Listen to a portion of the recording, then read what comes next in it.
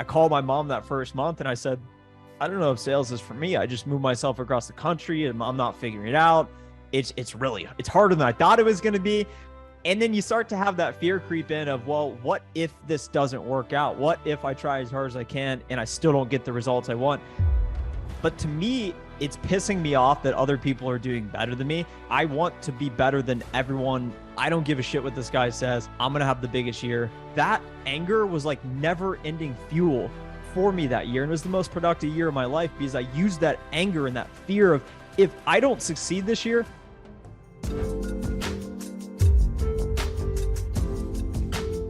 All right, everybody, welcome back to the Millennial Sales Podcast. Your host, Tommy Tahoe Alemo in the house. Just want to give a quick shout out to our sponsor before we get to today's content. This episode is brought to you by the Arise Retreat. This is a 3-day live in-person retreat that I am running with my friends Alex Kremer and Clara Johnson. They were formerly sales leaders at Outreach, now at Catalyst.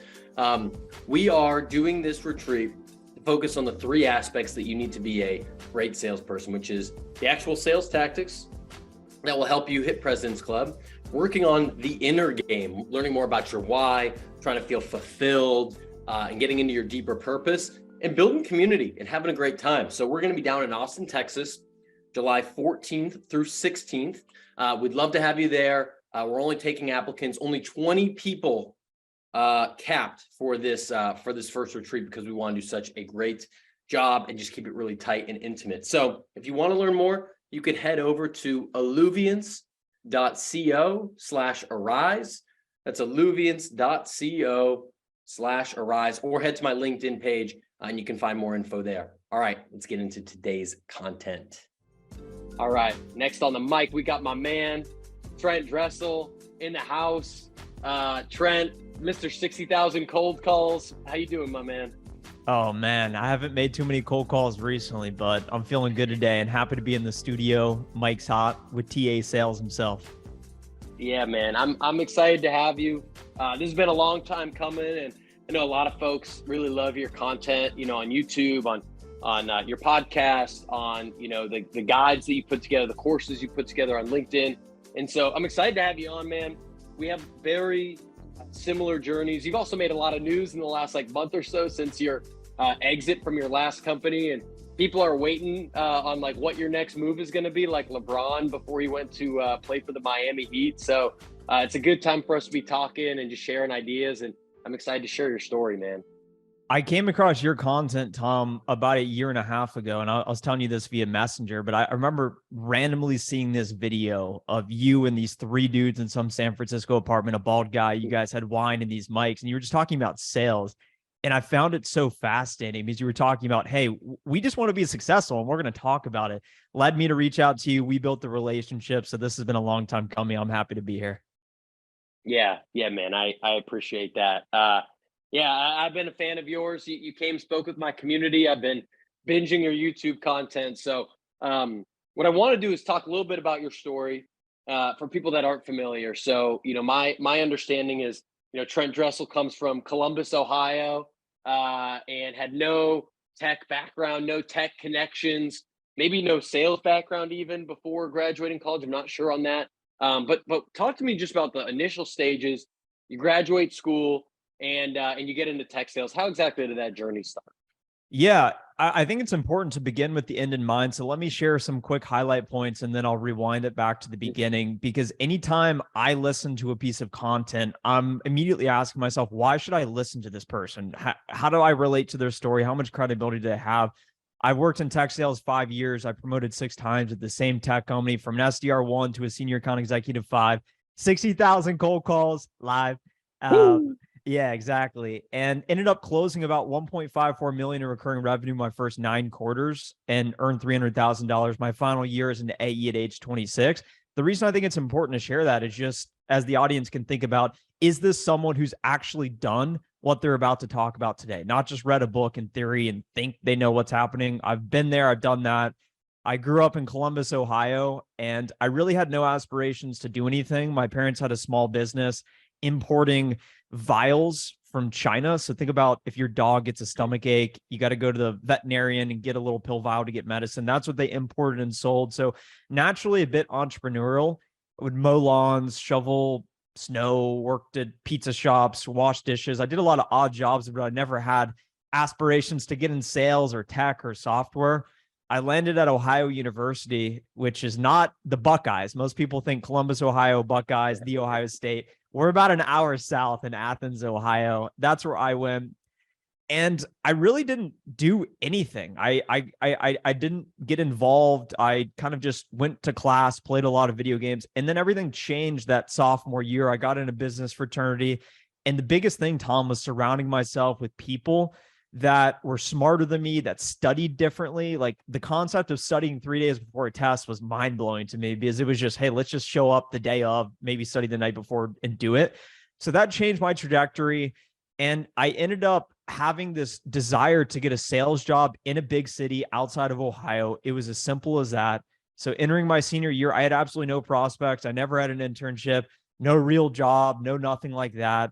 And I was involved in this sales program. I didn't really go to the things, but I was in it. And we had a career fair. I wrote down the 15 companies that were hiring that were not in Ohio that did sales, went through the whole dance and pony show routine and ended up getting hired at a fast growing tech company as a sales development rep. Didn't know what I would be doing. Ended up moving myself from Columbus to Dallas, Ohio. And that was really the start of my journey in tech that brought us to this point here today.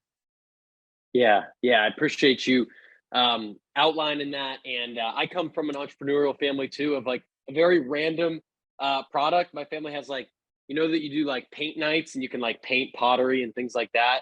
There's places that you can do that.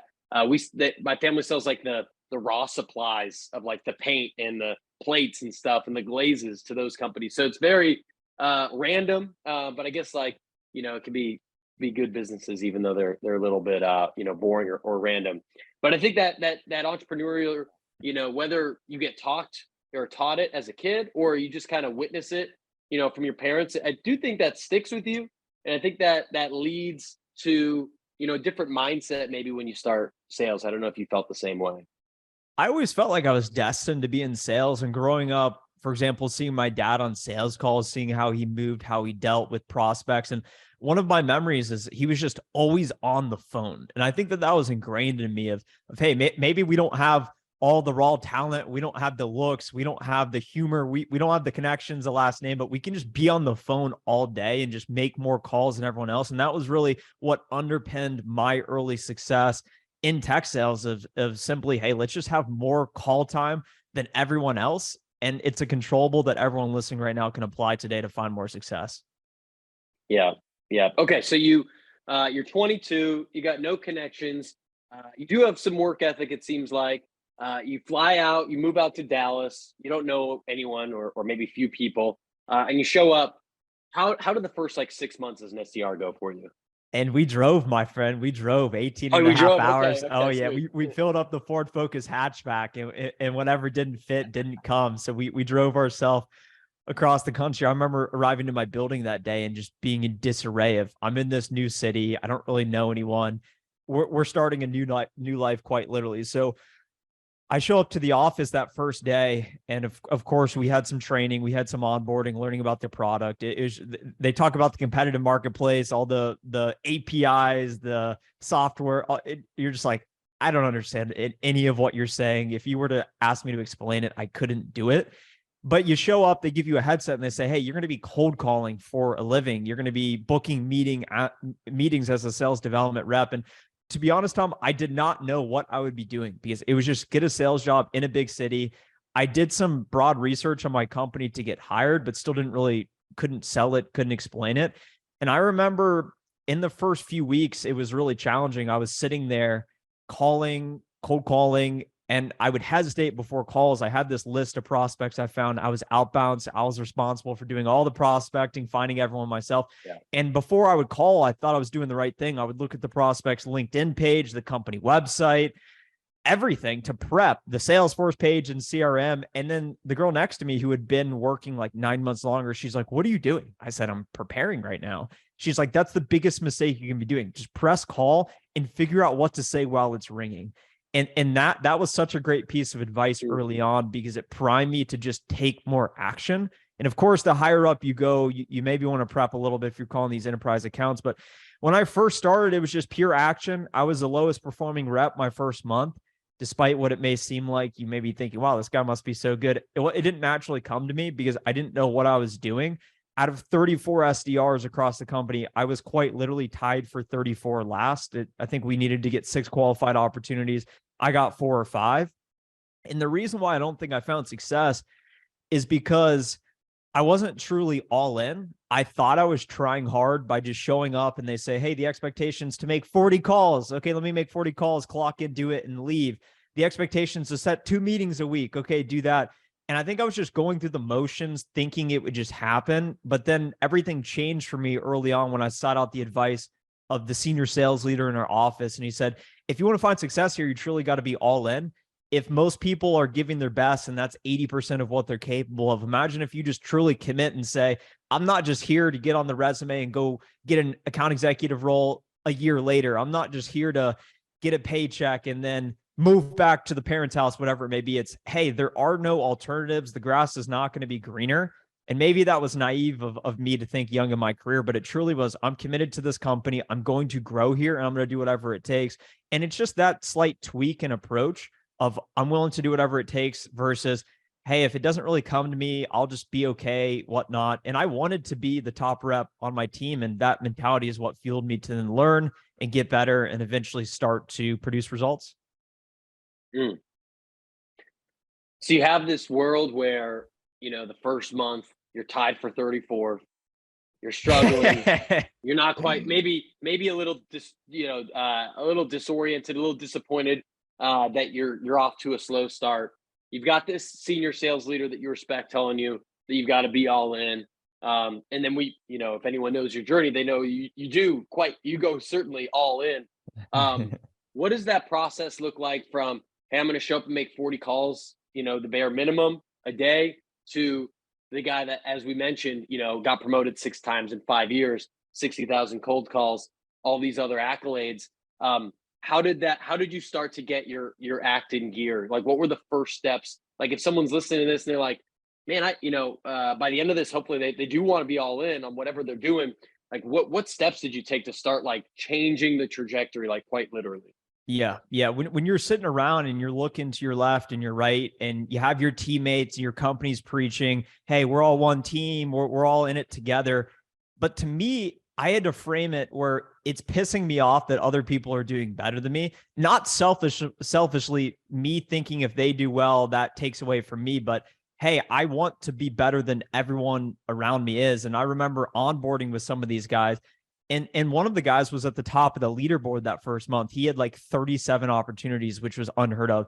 And I looked at it, and you start to get frustrated and you say, these guys are no different than me. Why are they finding it quicker? Why are they figuring out sooner than me? And it starts to become frustrating. And I remember I reached that it is sales for me moment, which everyone goes through. I called my mom that first month and I said, I don't know if sales is for me. I just moved myself across the country and I'm not figuring it out. It's harder than I thought it was going to be. And then you start to have that fear creep in of, well, what if this doesn't work out? What if I try as hard as I can and I still don't get the results I want? I think just leaning into that fear and the anger, whatever emotions, negative or positive you have, you got to leverage that to say, okay, well, I have all this energy now. Let me push it into something productive. And that looks like, well, let me show up first, let me leave last. And time is one thing. You can put in more time than everyone else, but I think it's just deciding that I'll just put in more volume. That was the simplest tweak, Tom. It was, if they expect you to make 80 calls, I'll make 100 calls each and every day. And it wasn't a matter of, am I outperforming those around me? It was, am I putting in more volume and activity than those around me? So we have our daily leaderboard on the CRM, the sales dashboard, and you see total calls, total emails, total meeting set, total opportunities, total pipeline, all of that. And my entire goal was to be at the top of that leaderboard each and every day, not in spite of other people, but it was just, I'm petty where if someone's ahead of me at 5 p.m., they made 30 more, like I'll stay until 6 to make 40 calls. It doesn't matter. If it were raining outside, I would say, you know what? everyone else is complaining about this commute sucked this morning. To me, I would say I'm making 100 calls a day. Some days I would show up and say, I'm not eating food till I set a meeting. Hey, manager, hold my phone. I'm not looking at this phone until I set a meeting today. So you got to find ways to have fun with it, but it requires a little bit of extremeness to say, you know what, we're frustrated. We don't want to be where we're at today. What does the future state look like? Okay, are we serious enough to actually put in the necessary levels of activity and volume? And that's the biggest thing holding people back, in my view, is just not putting in more activity, because it's totally controllable. You're making a lot of great points, and I think we cross a thin line, because in sales and in life, like, we want to, we don't want to push people too hard. We don't want to say, hey, you need to do this. You need to work 16 hours a day in order to be successful, and things like this. I think people, hustle porn got, maybe a little too, too wide mainstream for a lot of people, like in the 2010s. But it almost feels like sometimes we go a little bit too far off the spectrum, where it's like, we don't want to work at all. And I remember my first few years, in particular, in my sales career, I did the same thing. And it was like, it was, I am going to be in before everyone. I'm not going to leave until everyone leaves. And that, it truly isn't the most like productive way maybe to work. Like it really, it's not the best use of your time to like just hang around the office and like make like half-hearted calls just because someone else is there.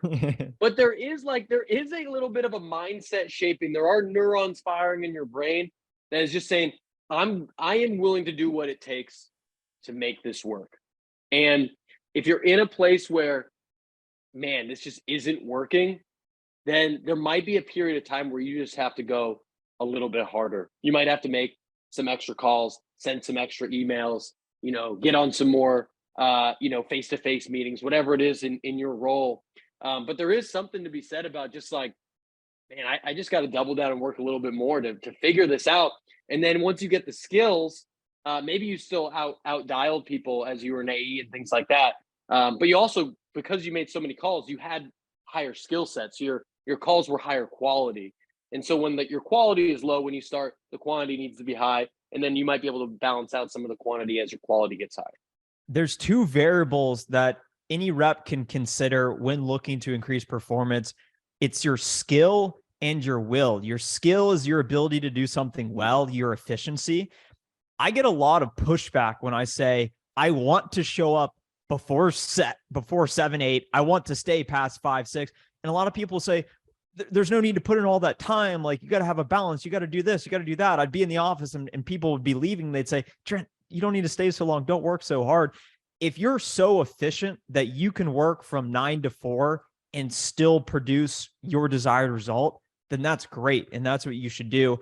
But for the majority of us, it's the willpower, the ability to say, I will just put in more volume than everyone else, not to just try and crush them unless you want to, but it's just simply, in order for me to maximize my potential, I got to put in the reps, to your point, to build up the skill, but also just to put myself in a position to be successful.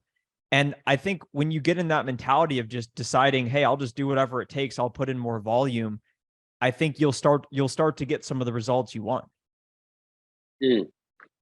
Yeah, I think it's a good point, right? It's like, look at your results, and if things aren't what you want, nothing changes until you change, right? And so if you're not getting the results you want, you look at everything that you're doing and start making some changes, right? Maybe you start making a bunch more calls. If that doesn't work, okay, maybe I'm just going to go hard on email.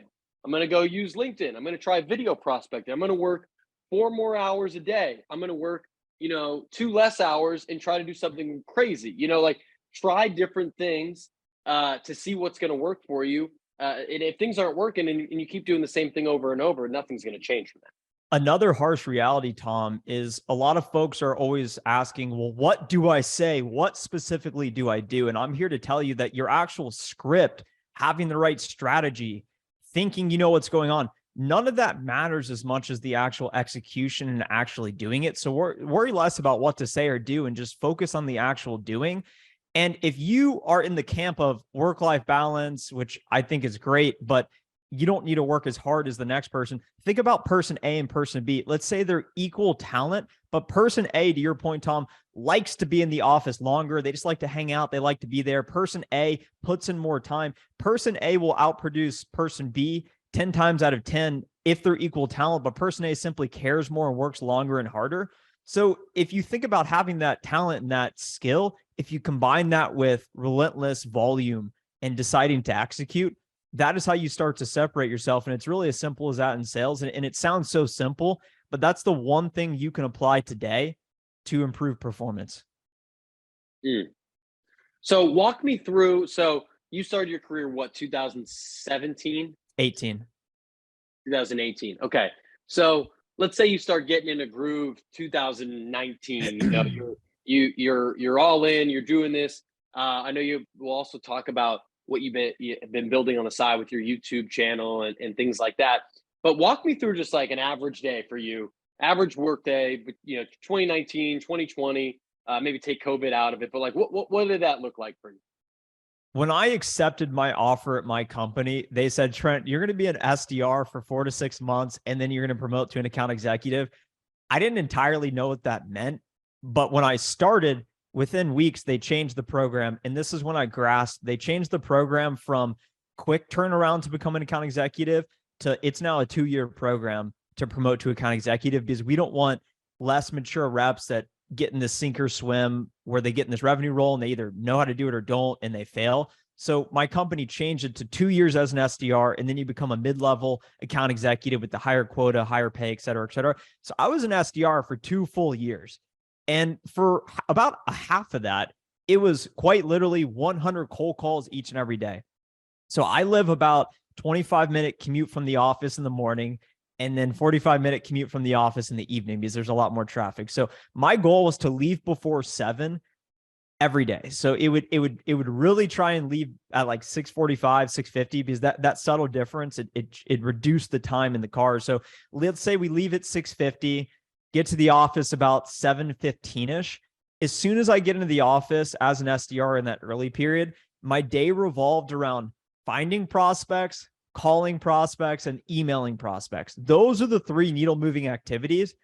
Oftentimes companies say you got to do these manager meetings. We have all these internal meetings. Initially, that was hard to build around your day, because you're getting in a flow and then you got some BS meeting talking about something that does not mean anything. And it kind of distracts you. And then you got these catered lunches, they're bringing in pasta, and then all of a sudden you're in the massage chair in the afternoon and you're not making any calls. So you want to be aware of all these variables, but bottom line, it's get in the office 7:30, always start dialing before 8 a.m. If everyone else is getting in the office at 8 a.m., if everyone else is checking their email as soon as they get in the office and then not calling until 8:39, can you start calling at 7:30, 7:45, even though it may be before work hours? Do you think those VPs are more likely to answer at that time, or at 9 a.m. when they're on their meetings? They're getting berated with Slack messages. So it's always call before 8, call at least 30, 40 dials before noon.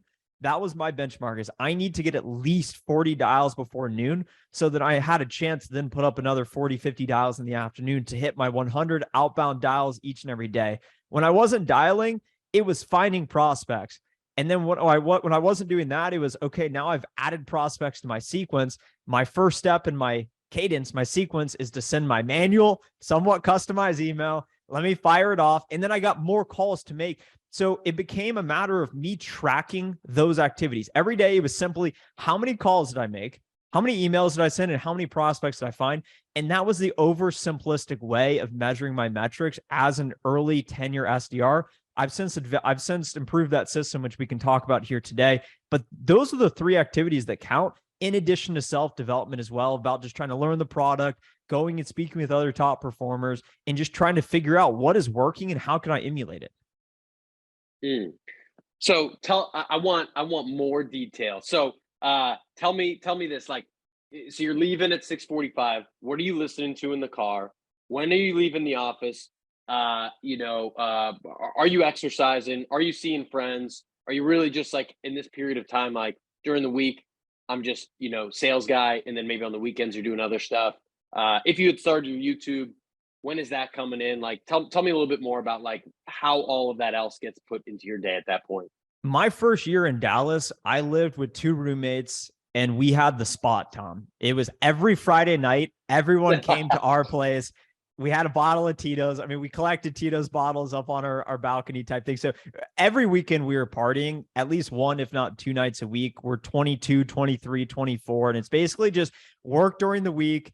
By Thursday, you're thinking, gosh, like I was hungover Monday, but we're going to do something this weekend because you're trying to cope with it. You're young, trying to party, you're trying to have fun. So that was basically my existence is Monday through Friday, just a lot of work, get in the office 7:30, leave between, let's say 4:30 and 6:30. Like some days you're just like, you know what? I want to beat the traffic. I'm going to leave at 4:30. Some days you got to grind a little bit later. And I would encourage everyone less than 12 months into their career, you want to go into the office first and foremost. I'm a proponent of remote work now. I used to be, hey, got to go in the office. Now I'm all in on remote work, and we can talk about that. But I would recommend go in the office, be around your colleagues, get some FaceTime, and stay in the office because it's those reps and being in that environment, sitting at your desk, making the calls, not going in some conference room or some booth. That's what it takes early in your career to ramp up faster that volume. In the car, we would listen to music and whatnot. At that stage, I didn't really think about, well, what are the implications if I listen to music versus a podcast? If I go to bed at 11 p.m. versus 9 p.m., if I don't drink versus drink, if I get sleep, if I don't get sleep, if I meditate versus not meditate. I didn't really think about those things. It didn't come until about 24, 25. I decided to move out of the place with my roommates because it had gotten a little too comfortable, a little too predictable of every weekend. We're going to do the party one day a week. We're going to watch college football all day, gamble on it. We're watching NFL all day. We're ordering chicken wings. We're gambling. It's just like this virtuous cycle of you're now making enough money to do whatever you want, whenever you want.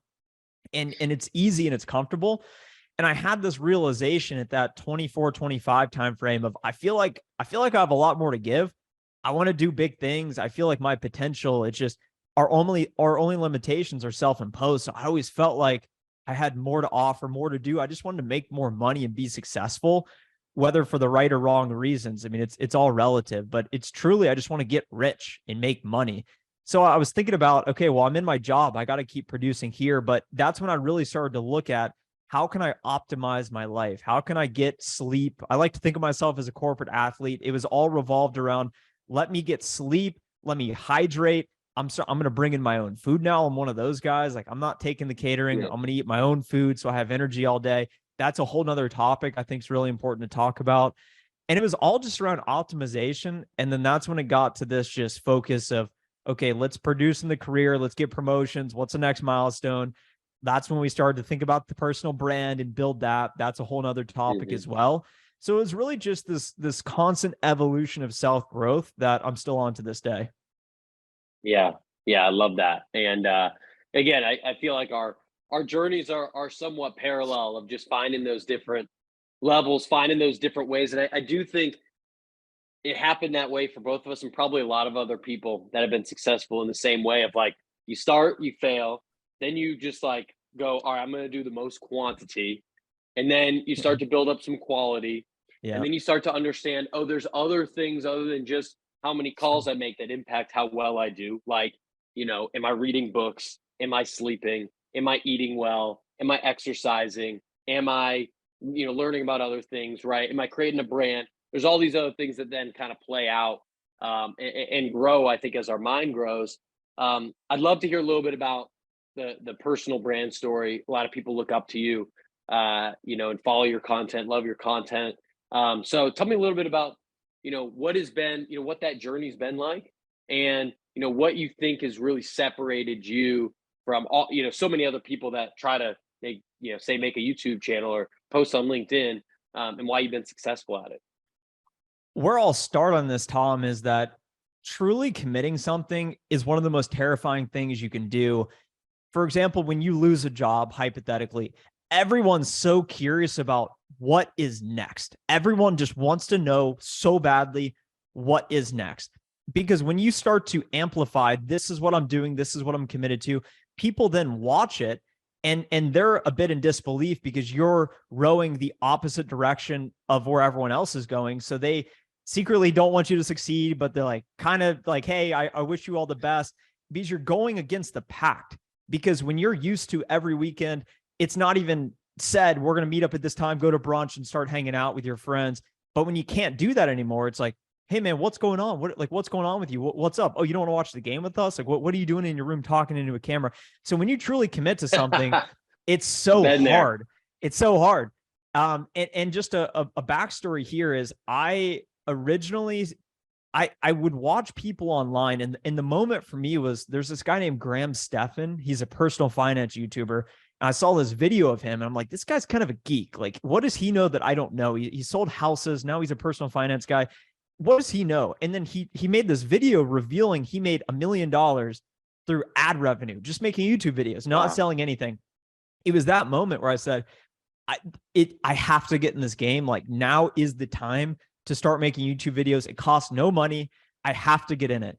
Before this time period, in college, I had a bet with a friend. We were like, who can get 100 subscribers on YouTube first? I think I always liked making, like, I was the guy who would take the GoPro around parties and like made like the highlight reels of us doing whatever. So I always liked it, but I was always scared to commit to it. I had attempted to start a YouTube channel multiple times, but never stuck with it. I attempted to do a podcast, did 10 episodes, quit it. I built a blog, did 3 posts, and then quit it. So I had a track record of starting and quitting things many, many times.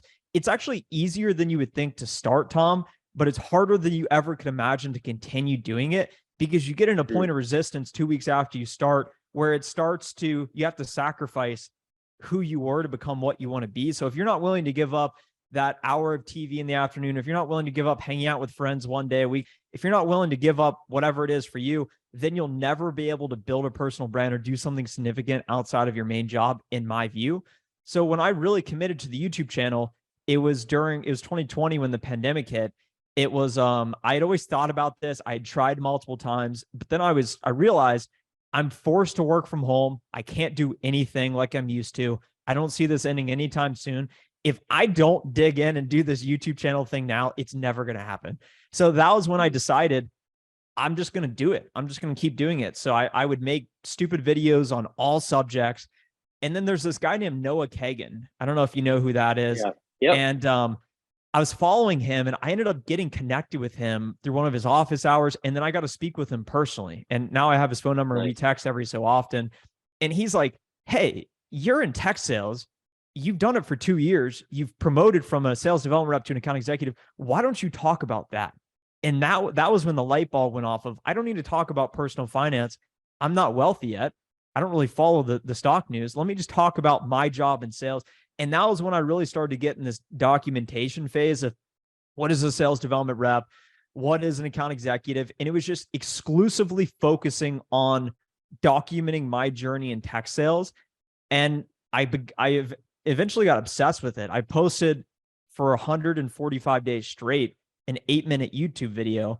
So if the audience right now can think about what it would take them to make one video, imagine that every day for 140 days straight. That's what I did when no one was listening. You know what it's like to get absolutely no views on videos. It kind of hurts a little bit. So you have to push through that. And then you eventually find your voice. And then I eventually got on LinkedIn, and I was like, I'll do LinkedIn to promote my videos, but then that didn't work. So I said, I'll just make content on LinkedIn for LinkedIn. And then that's how the LinkedIn kind of took off. So it's all about just being authentic and being true to myself and talking about things I'm seeing and what I actually know. And what I'll end on this is, what is your single origin? So if you're a sales guy, can you talk about your day-to-day in sales? If you're a plumber, can you talk about your day-to-day in plumber? If you're insert XYZ position, just talk about what you're doing, and what seems obvious to you is gold to others.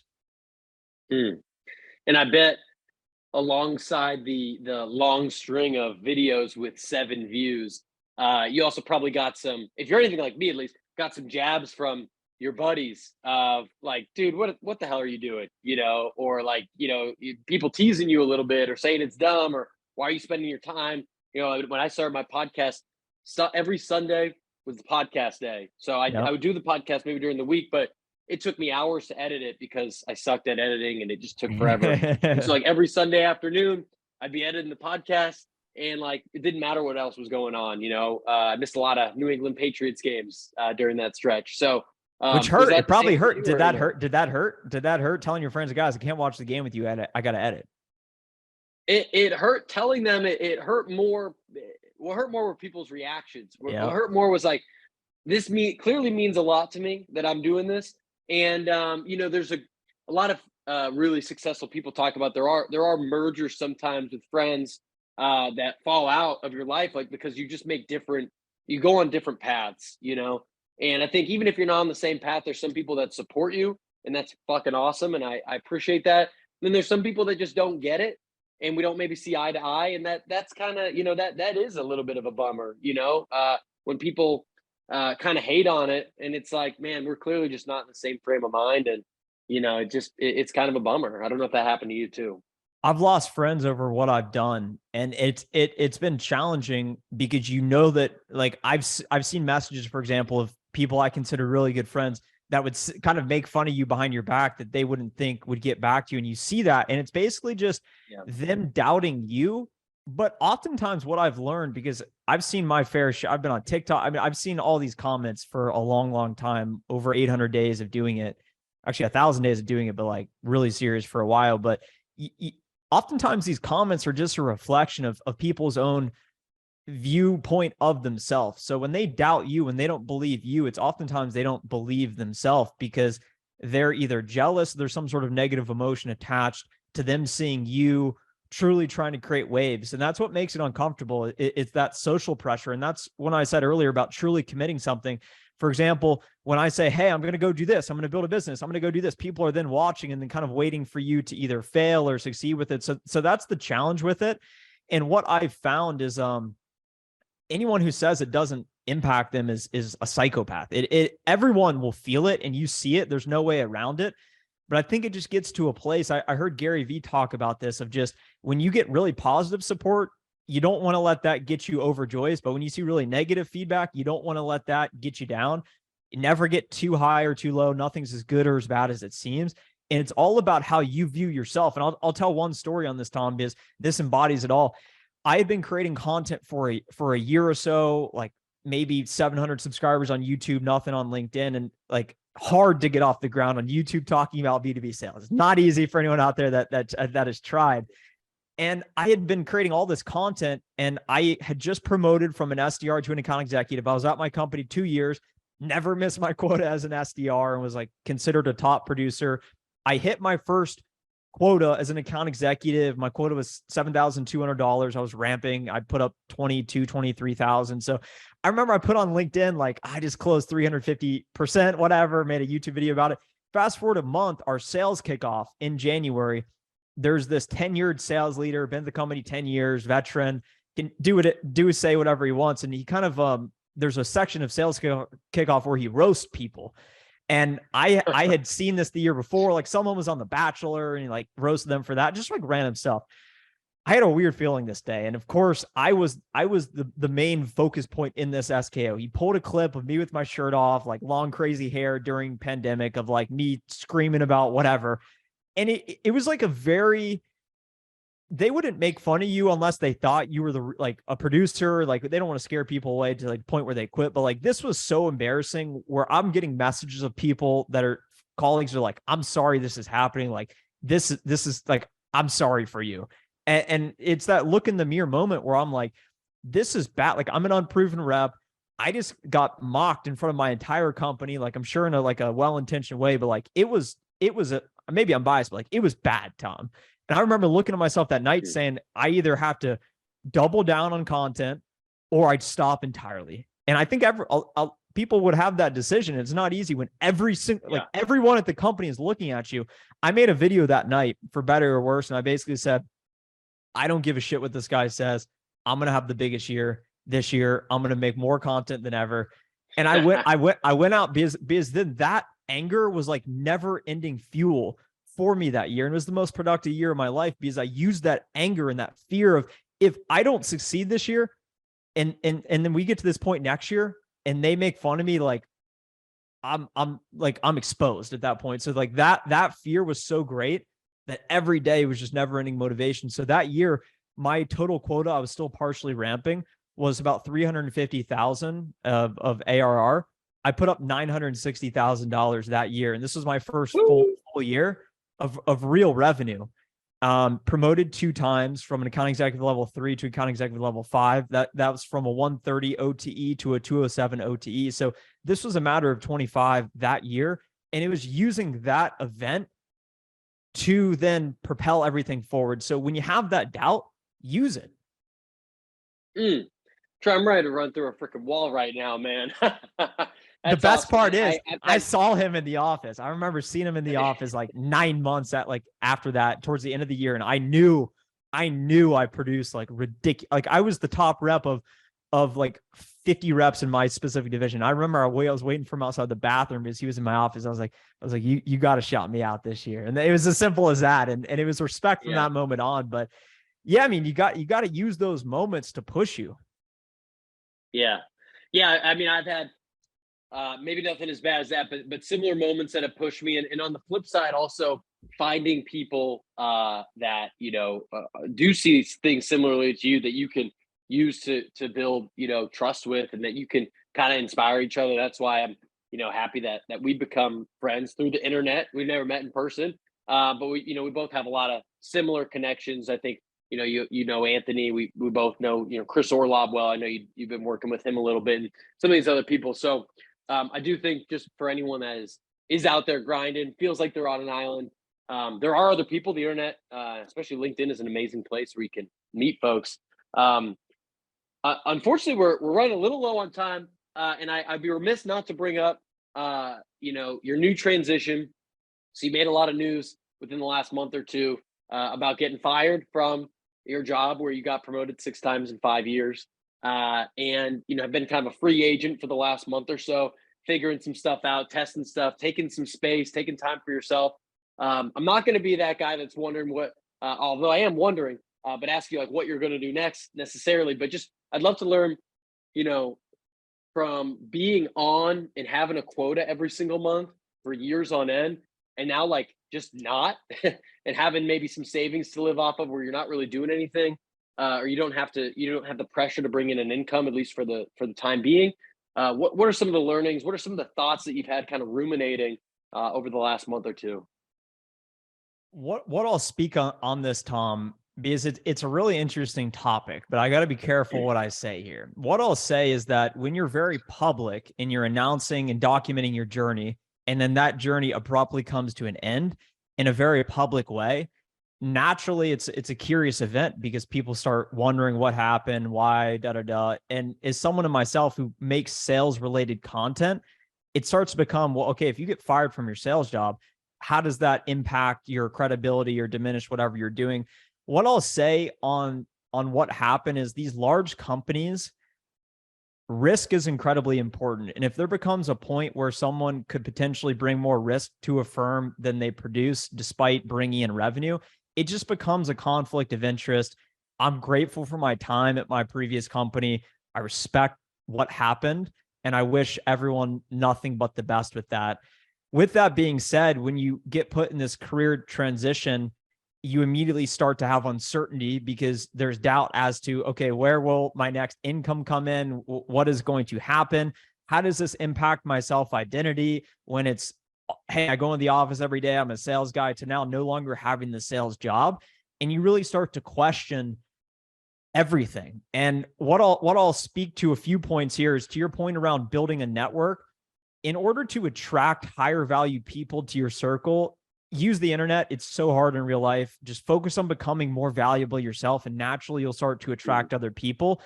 I had a list of about 20, 25 people that I had written down that I considered like not necessarily close, but acquaintances professionally, where, hey, if I needed to say something, they would listen. Every one of them, including yourself, reached out after I announced I got let go. So I appreciate you doing that. So when you build these connections, that's really important when you're in there. So as I think about what's next, I spoke with a lot of different people, and the consensus advice is don't rush into anything. Don't rush into anything next. So it's been about 45 days since I've been with no quota, no manager, no schedule, no nothing. And what I'll tell you, Tom, is I've used an alarm clock twice. One was because I had to pick up my sister from the airport. One was to pick up a flight. So I don't use an alarm clock anymore. I get 9-10 hours of sleep. There is no pressure with the quota. I fortunately don't have to worry necessarily as much about money as I would have if I wouldn't have built a personal brand. So I feel really lucky about that. And the way I look at it is I now feel like the Band-Aid was ripped off for me. I could have seen myself at my previous company for another 5-10 years. I wanted to keep climbing the ranks, become an enterprise rep. But when you're in this system of a large software organization, it's great and it provides you so much. So I encourage everyone to exploit your corporation for everything you can productively, i.e. connections, make as much money as you can, get as much experience and learn as much as you can. Because when that's gone, it's then gone. And then when you're on your own, like Tom and I, you then can apply that in other productive ways. So now I look at myself and I say, you know what? If I were to go back and get another sales job, it's just this reinforcement loop of work to get this promotion, to then be eligible to make this amount of money. And you're in these confines of, well, you got to still appease these people in the political structure despite producing. So I don't really have the appetite to get a sales job anytime soon. I actually did a poll and I said, should I go travel the world, get an MBA, start a business, buy a business? 3,300 people responded. And the number one point was travel the world. So I took a trip to Mexico. So we satisfied that, but I wouldn't necessarily consider that traveling the world. So I now find myself in a position where I'm fortunate to have this personal brand and some different opportunities through that. And I really just view my job now as just learning. It's personal development, learning as much as I can and continuing to produce content and really just not rushing into anything. So I'm just going to keep doing what I have been doing. And that it kind of goes back to the main point of, but when you do announce, I'm starting this business, I'm joining this, I'm going to go do that. Then the spotlight's back on you because then you're committing to that. So I'm not quite at a place where I'm fully committed to anything. I'm just learning, getting better and focusing on myself and taking advantage of this career transition. I love it, man. I love it. Next international trip, hit me up. Make some content in Greece or something. Oh man, that'd be cool. And I appreciate you coming on, man, sharing your wisdom. There's so much to be learned from all of the stages of your career, from, you know, just starting off with no experience and no connections to, you know, really owning it and going all in and learning from that, to you're treating yourself as a, you know, corporate athlete, to where you are today. So there's so much to be learned depending on where people are in their own journeys when they're listening to this. But first of all, I'd love to have you back sometime. I think there's more we could talk about.